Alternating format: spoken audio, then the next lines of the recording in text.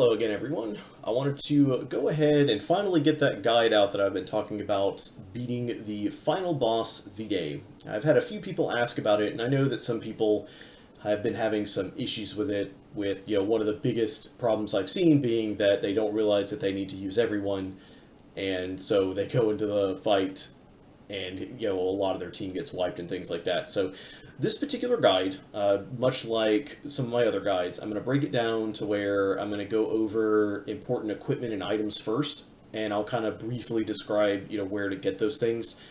I'm going to keep that list as small as possible to really make it clear that you don't have to grind an absolute ton in order to beat this boss, and I'm going to try to keep a lot of the unique gear out of it, just so it's very likely that you will already have what I'm going to be using for this particular strategy. And then after that, I'll go over the characters I'm using and things like that, and then finally the fight. Just a quick little note here, I am going to be dropping my character levels just like I did in my last guide. I'm going to be dropping my 2 DPS characters for this particular strategy down to level 50. Everyone else is going to be level 1. And I will explain more about that later, but just so you know, this guide is supposed to be for both people that have 8 fully decked out people, as well as people that maybe they didn't realize they needed to level up everyone else and don't feel like going and grinding all of that. I do want to say that my own personal recommendation is the fight does feel a lot better when you actually have everyone at least relatively geared up. To me, the fight does feel a lot better, so I'm not suggesting to go in with low-level characters or anything like that, but for those that are just trying to get the kill, I will be showing it with level 1 characters with no subclasses and things like that, with no gear even, just to show that it's totally fine if you go there and you only have 4 good characters. So we'll go ahead and jump into the important equipment and items. So since the list for all the gear and items and monster summons for this one isn't too long, most of them I'm just going to say here's where you would get that item and things like that. And we'll go ahead and start with equipment. Honestly, the only thing that you really are going to want for this is going to be the Lionheart's axe, which, in order to get that, if you don't already have it, there is a dungeon over here, this one right here.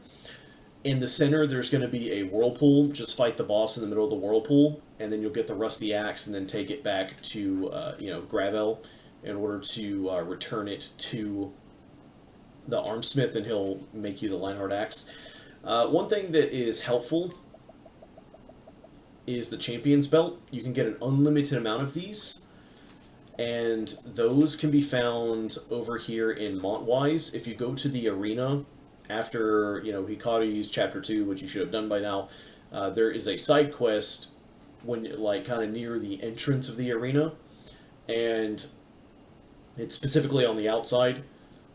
Do the side quest, and then when you go in the arena, you can talk to the guy behind the counter, and you can challenge the NPC from that quest as many times as you want. Anytime you complete it, you get one of those Champion's Belts. And then the only other thing is the Elemental Augmenter that gives 100 elemental attack. In order to get that, you have to go here to the shrine, which you can get to from Mary Hills. Just go back up. It's where Agnia's stuff happens for her chapter, her final chapter. And you'll have to beat up a guard that's blocking the theater this time, but just challenge him with someone, get inside, and then you're going to go to the left. There's going to be a little crack where you can kind of walk down some stairs, and you're going to see a silver chest at the end of it.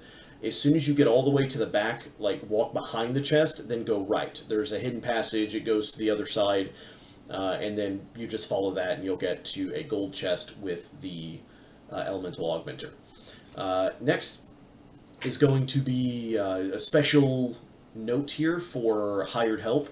If you do not already have the assassins, go to Mary Hills. I'm just outside of Mary Hills here.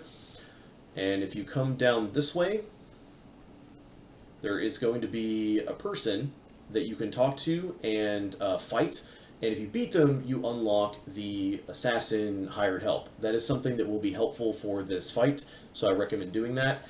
The other special note is going to be Windy Refrain, which is an EX skill for Agnia. You want to go to the altar of the Lady of Grace over here in order to get that. Now next is going to be the Ochette Summon monsters. The important ones, you're going to want a double axe hitting monster. You can get that at the Sunken Maw. There's one of the lizard men there that can give you a double axe hit everyone attack.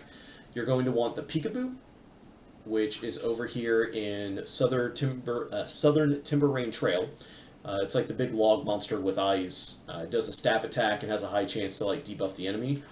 And then over on Rock Island, there is something called an Ocean Lizard King 3.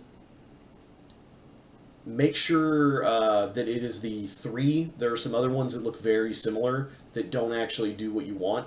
They still do a double dagger hit, but the 3 is better because it also gives a speed boost, which is really going to help in the fight. And then next, we'll go ahead and move on to concoct items. The ones you're really going to want are pomegranate leaves. Unfortunately, if you are already at the point where you have triggered the Eternal Night and you can't cycle anymore, as far as I know, the normal way you would get these is to go to the new Delsta flats here and go like at night, and there's a black market there and you can cycle vendors by going day to night. Since you can't cycle the vendors, I don't know if there's a way to change them once you've gotten to this point. And if that has happened, what you can instead do as a backup is in the Beasting Village on the left side, for 2 jerky apiece, you can trade for pomegranate leaves. A lot of the enemies in this area will give you jerky if you use Ochette to prepare them. So you can do that to get it. I'd say probably have maybe about 15 if you can help it. That's what I would recommend, but obviously the more, the better. The other important one, Strengthening Serum and Diffusing Serum. You can actually buy both of these for just money in the Nameless Village. There's actually several places that sell both, but you can come here, go to the general store, and they will sell both of those. For all of the other ingredients, which you don't technically need to have all of them, but at least make sure you have a lot of Mighty Leaves. I would have at least a few Plum Leaves as well. And you can buy those from the, I believe it's Wellgrove? Yeah, the Wellgrove department store. So you go into the department store from Particio's story, head up the stairs to the right, and there's going to be a guy there that sells everything else that you could need. And then finally, just some important consumable items. One is going to be the Healing Grape Bunch. You are going to want to use several of these. The way you can get them, there's actually several enemies that you can steal them from. As far as I know, they can only be stolen. But one place you can go is down here in the Eastern Ku Sands. There's an enemy there called a Desert Ape King 3. You can steal that from them. And then the next is going to be Revitalizing Jam. This can be stolen from any dungeon mini-boss. Like, after you fight it once and it keeps respawning, just in regular encounters, you can steal one from them. You don't actually need a ton of these. Like, honestly, you probably only need, like, 3. And you probably won't even use those 3. It's just nice to have some, you know, for that, for this fight. So, moving along, some of the Ochette prepared items that I would recommend having. One, grilled chicken. Basically, almost every flying enemy gives this. This is probably the least important one, and it's mostly because of the speed boost, but Ochette is going to mostly be giving the speed boost. So, you know, you probably won't need it, but it's worth mentioning if you're going to use items to increase Thurnae's speed. The next one is going to be Metal Medley.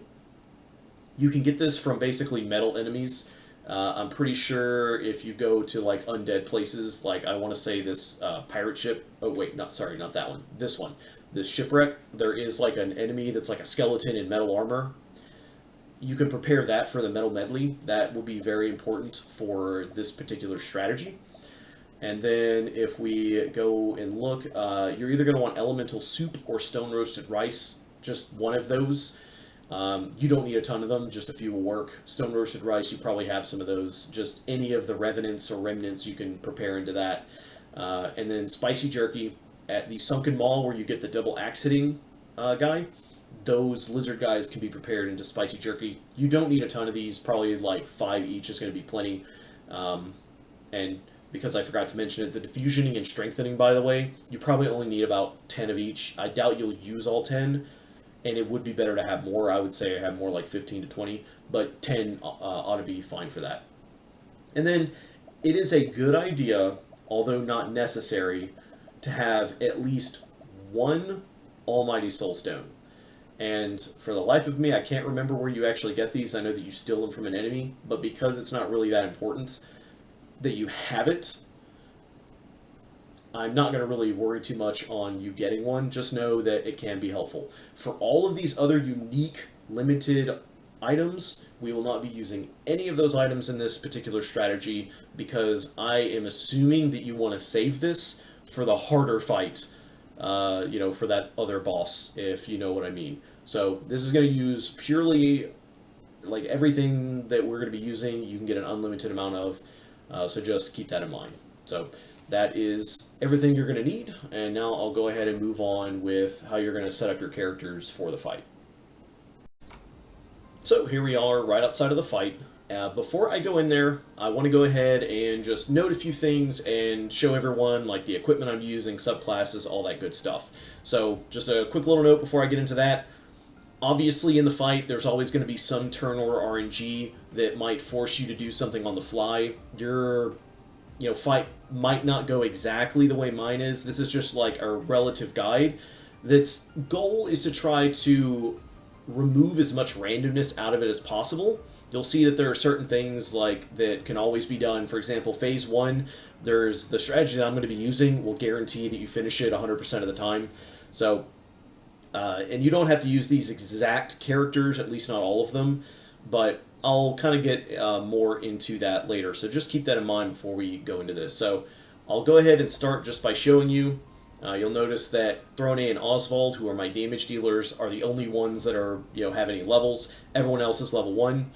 The reason for this, that I kind of touched on earlier, but I'm going to go more in depth right now, is just that for some players, I've noticed that they get this far in the game and they accidentally didn't level up their other 4 characters because they didn't realize that they were going to need them. And while I don't recommend going into the fight this way, for people that don't want to try to figure out, go out and grind them all up and try to get gear and stuff for them, I just want to show you that if you just want to win the fight, you can 100% do that fairly consistently with what I'm about to show you. And so this is mostly as a guide that's going to apply to both them and people that actually grinded up all their characters and plan to use all 8 of them. Now, the only people that matter in terms of their subclasses, you have Ochette and Casti on Merchant. Throne is going to be on the Arms Master. It doesn't have to be Throne. It's just you want someone that can do a good amount of physical damage. Throne is a really good option just because she has Aber's Reckoning, and she already is going to have a good amount of physical attack. I would normally be doing this with Hikari, as I'm sure you've already noticed. He has 4,030 HP at level 1. That's because even though he is at level 1, he was my main character and all of my nuts got invested into him. And almost none of my physical attack stuff went into Throne, which is why I'm using Throne for this guide video, because I just want to make it clear that you don't need a super OP physical damage dealer to make this work. Most characters are going to be able to do this. So that is why Hikari is going to sit on the sidelines for this one. And then Oswald, your elemental damage dealer, I personally prefer Oswald. You don't need him to be on Arcanist. I do it simply because it gives him more SP and more elemental attack. But Oswald, it's so easy to get him to the max elemental attack, which is why I usually choose him. Now, there's obviously the Temenos nuke. Temenos makes a pretty good mage, and even Agnia to a degree. But to me, Oswald is the easiest one, and because of his latent power, he can also deal massive single-target damage. So that's why I've chosen him, but obviously you can sub some of these things out. Now, to get to the actual equipment, as you can see here, Throne, The only weapon she has is a Vengeful Knife. I basically just picked my strongest dagger that was not the battle-tested dagger. You don't need the battle-tested dagger for this, but the Vengeful Knife is especially good because it also gives you a speed bonus for A-Bears. Lionheart's Axe will still technically deal more damage than A-Bear's Reckoning, so sometimes we'll use that, sometimes we'll use A-Bears. You'll see in the actual fight for that. For her armor, basically just give her stuff that's going to increase her speed.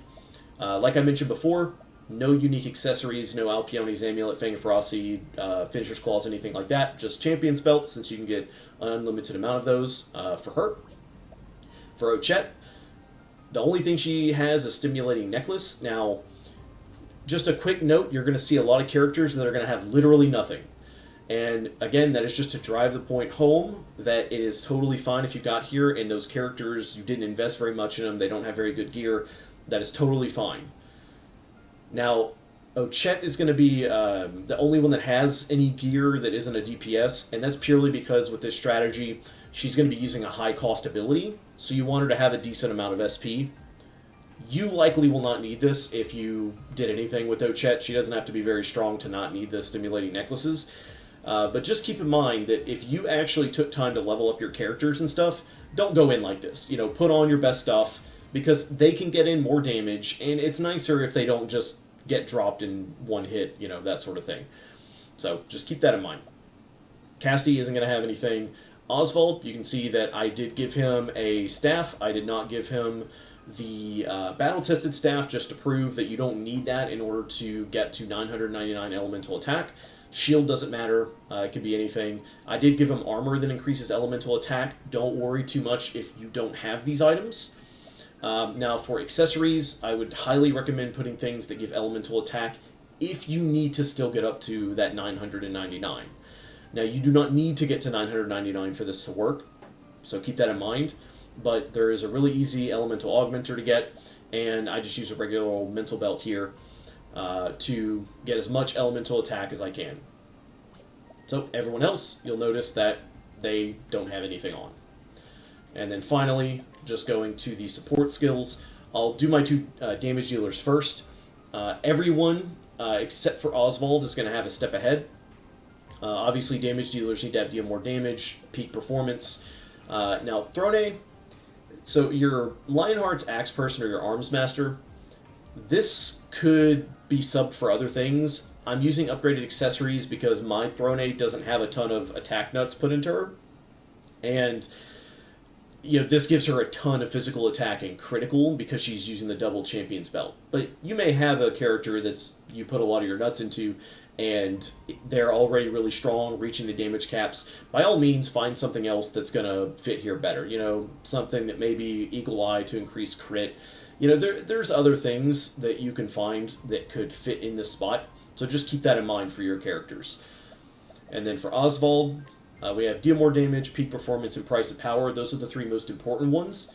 Now, I would highly recommend SP Saver, and that is purely because this strategy will be using his EX skill, and you really are going to want to make it half cost. Otherwise, it costs 150 SP. Now, your Oswald, if he's nice and leveled up, has a lot of SP nuts, maybe you don't care about this. Sub it in for a step ahead to give him that extra turn. You know, whatever you want. But I would recommend SP Saver above all else. Now, for Ochette, really the only thing that matters here is Hang Tough and a step ahead. I did put Boost Art on because it's a little nice, but you really only need a step ahead and Hang Tough. Keep in mind that for all these alternate characters that I'm about to show, you're going to notice that they will only have 2 support skills, and they're always going to have Hang Tough. The only reason you would use Hang Tough is if you did not level up that character and their gear is crap and they're dying in one hit. If you invested in them and they're going to actually be contributing to the fight, do not use Hang Tough. Set them up with a real build.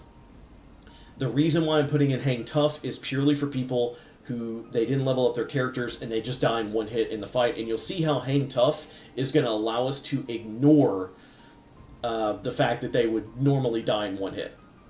So, for Casty, the Show Goes On is an important one here. Again, I have Hang Tough on her because I dropped her to level 1. She died in one hit otherwise. Step Ahead and Boost Start are both really important. And then for these bottom 4, they're just going to have a Step Ahead and Hang Tough. They don't need anything else because, again, I'm pretending that I didn't level them up, and so they are pathetic. So, now that we've gone over that, I'll go ahead and get the fight started, and we'll go over how all of that works. Alright, so for this first phase, the first thing you want to do is appreciate the music for a moment, because for whatever reason, the digital version of the music still isn't available in most countries, which is very sad. But once you're done doing that, you're pretty much always going to do this same thing if you're using this particular build. With Throne, go ahead and use her latent power, and we're going to do an unboosted armor corrosive on both the tentacle and the main boss itself.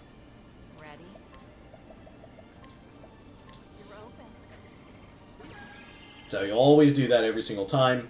Now, with Ochette, I don't have to defend here because she just naturally goes first on the next turn. I'm going to pretend like she didn't. So always defend with Ochette on this first turn because she's going to break the boss on the next turn. And then with Casty, we're just going to do as much charge as she can get. We're going to do 2 pomegranates, a diffusing, and a strengthening to give everyone 4 BP. And now on Ochette's turn, we're going to go to Hunter Skills, Provoke Beast, do a max charged one. And then we're going to do enough of the axe hits to break the boss. So 2, 4, 6, 8, 10. You should do 5 of them. And then we're going to use our Peekaboo just to see if we can get lucky and get another defense debuff on him. It's fine if you don't, though.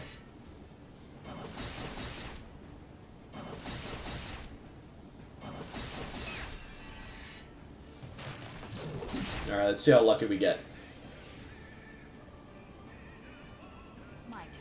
Alright, we didn't get it on the main body. Kind of sucks a little bit, but it'll be fine. So with Throne here, on this turn, you're always going to use Abear's Reckoning.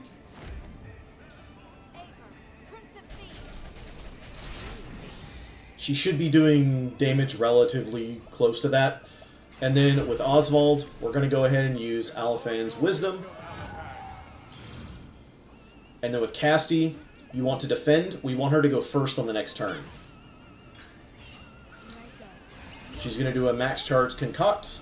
We're going to do 2 pomegranates. And then, technically you don't need anything else here. I'm just going to use a random plum leaf and, diffusing and strengthening.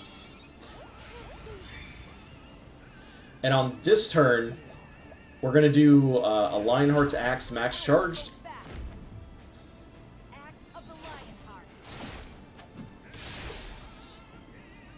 And I know, just to make a quick statement here, I know that before Abears did a lot more damage, that was because of the defense debuff. So just know that I have tried it both ways. Lionheart's Axe does still do more damage right there, in case you're wondering. And then we're going to do a max charge 1 Truth Magic. Make sure you use his latent here. Everyone's going to get their BP, SP, and latents back on the second phase.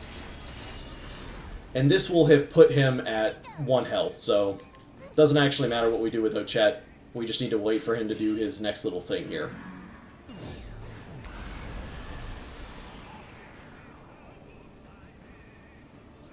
Then your next group comes in. Now, just for the fun of it, I like to just hit the main body 1 time with somebody and deal 1 damage. It just looks funny, because he only has 1 health right now. It is possible for you to miss here, so you can just use just like a Soul Stone or a single target magic attack that'll work, but I'm just going to be extra silly and just hit. So yeah, that's why you want to use it. So I'm actually not going to do that this time, and we're just going to use Holy Light. And that's the first phase. You'll always finish it every single time, especially if you have strong characters, but I'll go ahead and just skip to the next phase now. So, for Phase 2, the first thing we want to look at is, on the next phase, when does our Arms Master person go? Or in this case, you have Throne. She goes first. That is the worst case scenario. You really want her going either second or third, but we're just going to go ahead and roll with it. With this 4 alternate people, this is why you have them with a step ahead, is so they can go first and break the limbs and kind of move the boss around. What you're going to do, always, with Partitio, You're going to use his latent power. We're going to go to merchant skills, we're going to hired help, and we're going to do a fully charged beastlings.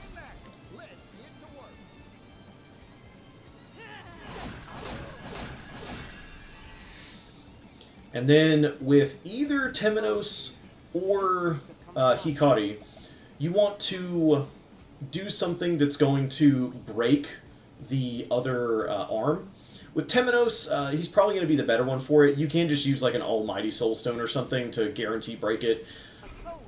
Or you could just use the latent power for Temenos and just do like a Holy Light and break it that way, which is what I'm going to do here.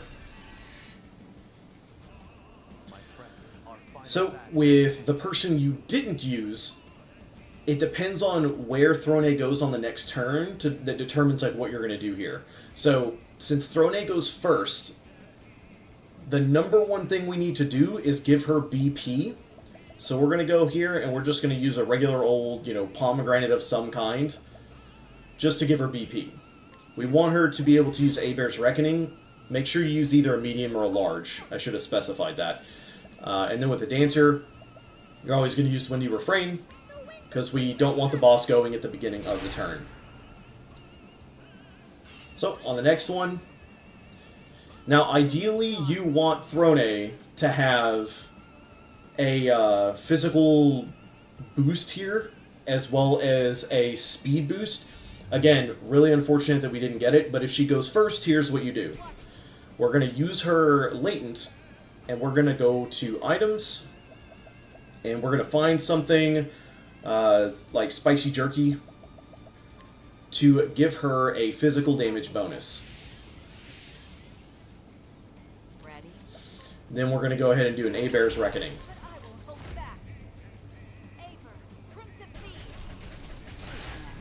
Now, as long as you have this set up, you should still one-shot them there. Again, you still want the speed boost if you can get it. If she goes at the very end of the turn, everyone else should be able to give her speed boosts and stuff, so she should have it by then. And then with her extra turn, you want to make sure to use a couple of items that I'm about to use right now. So once those arms are dead, here is what you want to do. If you're on Throne's extra turn, and she is the person that is going last, you're going to use a Metal Medley on Oswald. That will mean Throne is probably going to die unless she has really good armor, but you'll see what I mean. Now, because Throne went first, you saw that this DPS side just got absolutely tanked in terms of all their stuff.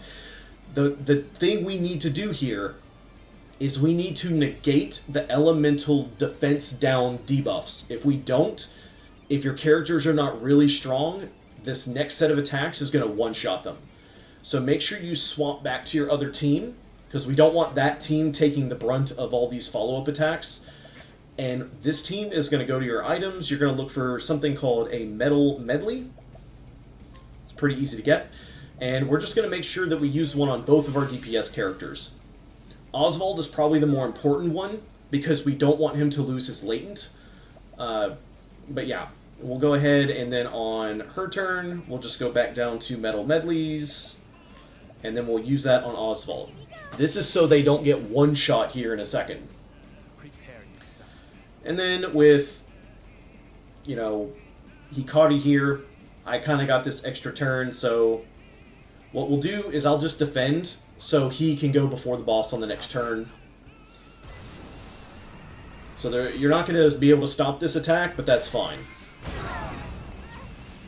So you'll notice in the bottom right, both of my DPS characters survived, and all my other level 1 characters survived because of Hang Tough. And all I'm going to do with Hikari is I'm just going to use a Healing Great Bunch. Now, everyone's back up to Threshold. It's fine that they don't have full health, they just have to not be critical for Hang Tough to work. And if these characters are weak, they very likely will meet that when you do that. Now, at this point, we are just buying time for the other team to recover from their debuffs. They're going to need 2 turns for that. You might lose a couple of people on this other team. That is totally fine. We're not really worried too much about that. So for now, we are just going to go ahead and take a look at... No one really needs anything right now. I would not recommend, like, trying to remove the debuffs yourself, because there's just so many of them. So yeah, you'll probably lose someone right here if you're going this way. I got really lucky that Hikari was the one that he focused down.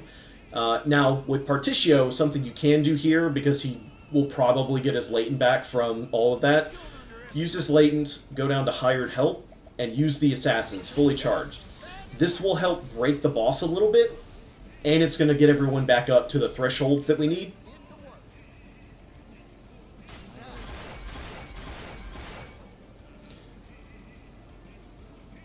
So, we see that everyone is back up. Now, on the next turn, all those debuffs are going to go away. And at that point, we're going to want to start setting up for our damage phase. Now, for the next set, like the next turn, if you get lucky that the boss goes 2 times at the beginning of the turn, let him do that. That is actually going to be good for us, and you'll see why once we go to that turn. Now, if he kind of goes in the middle of your turns, use a windy refrain here. So, under normal circumstances, let him go, but because most of the time you're not going to get that, I will still use a windy refrain here, though.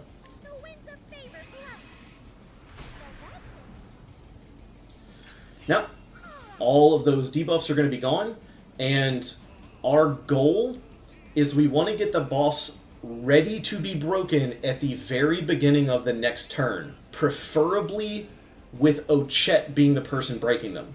I can already see that Ochette is going to be going first on the next turn, and I got really lucky.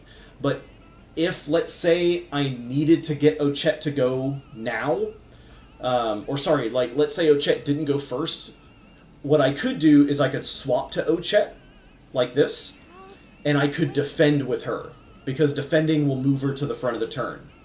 So just keep that in mind. I got lucky, so I'm not going to do that. If you get lucky like this too, stay on this team, and we're going to use this team to start restoring all the buffs on the other side. We're going to check Throne first, and we're going to say, okay, does she have 3 BP? Great, she has 3 BP. She needs a physical attack bonus, and what do you know? I happen to be on a Dancer, and I don't have to do Windy Refrain or anything like that, so what I'll do is I'll go ahead and give her a buff here.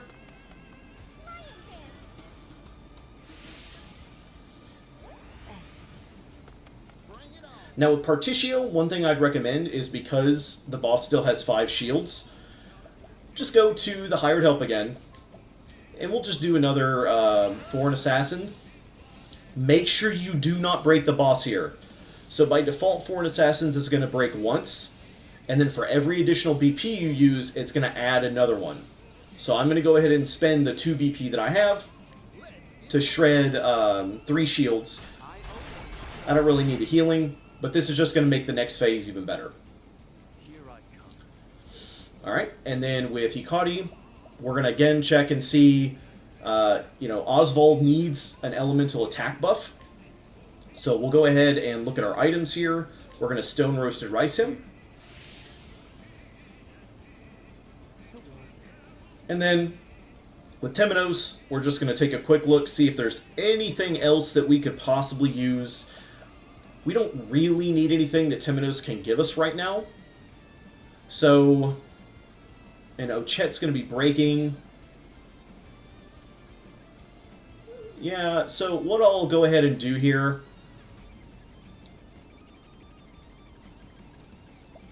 I'm honestly just going to defend, just to move, actually no, sorry. I need to be really particular here. Don't move anyone to the front if Ochette's going first. I almost forgot, because I still make mistakes on these things.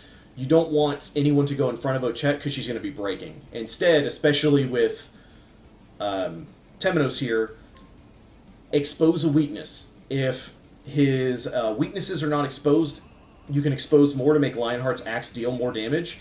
And just so you know, he is weak to sword, dagger, bows, wind, and light. Since I'm on Temenos and there's nothing else for me to do, I'll go ahead and use a Holy Light just to expose that weakness. It is totally fine if someone dies here. So this is going to hit everyone.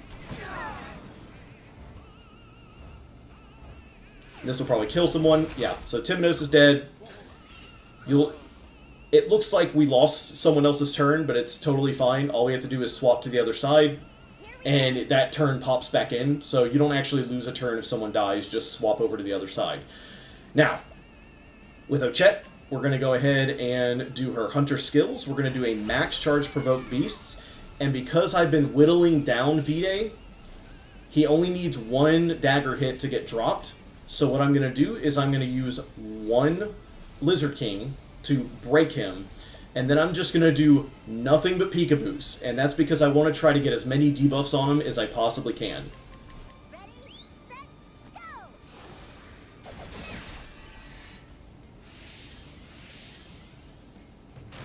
Now this is basically where you've set up to kill him,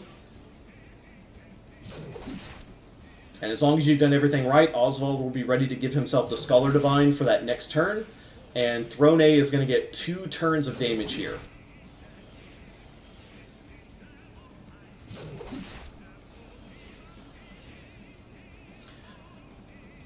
Alright, with Throne A, we're going to go ahead and use Lionheart's Axe. Now, I am going to use her Latent Power here. She should have it by now. The reason why you want to use your Latent Power here is just in case Casty does not go again before Throne A. And that is so Throne A can use an item on herself to give herself BP so she can do another Lionheart's Axe on the next round if no one is available to give her more BP. Now, technically Cassie does go after her, but again, this is to take as much randomness out of it. Just make sure to use your Latent here. Do a fully charged Lionheart Axe. That'll deal a good amount of damage. Then we're going to go to our items, and then we're going to go to our Revitalizing Jams. Like I mentioned earlier, you can get an infinite amount of these, so I'd recommend doing it.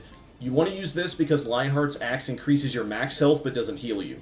You'll see that she now is at 2,463 out of 2,563 health at the top right. So I'm using this on her to make sure I still get peak performance, to make sure I get a fully charged Lionheart's Axe on the next turn. And then with Oswald, like I said, we're just using the Scholar Divine here. And then we'll go ahead and, Oswald needs BP. We'll do that, a Mighty Leaf, Diffusing, Strengthening. Don't necessarily need it right now.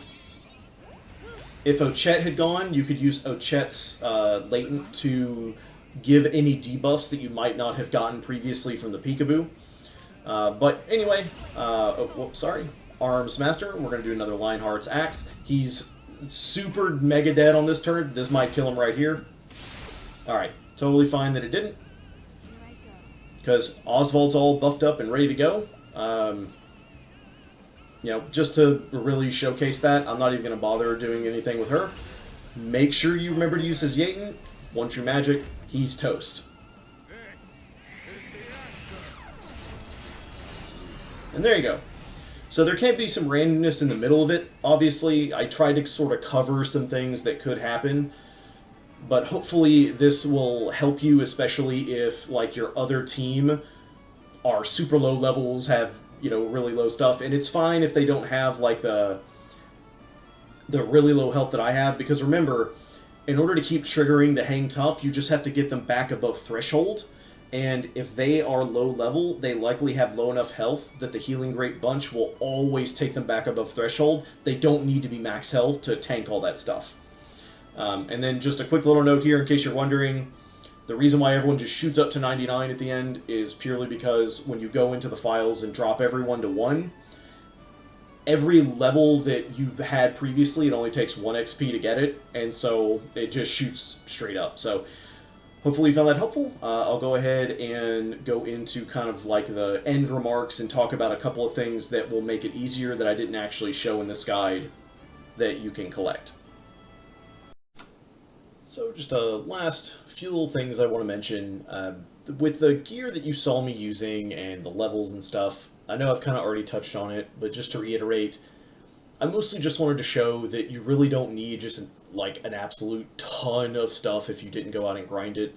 And I know that especially if you're like at this part of the game, you kind of get locked out of some things. So that was the reason why I used those. But obviously, if you use things like Alpione's Amulet, Fangs of Ferocity, Finisher's Claws, the battle tested equipment, that fight just goes, you know, a lot smoother.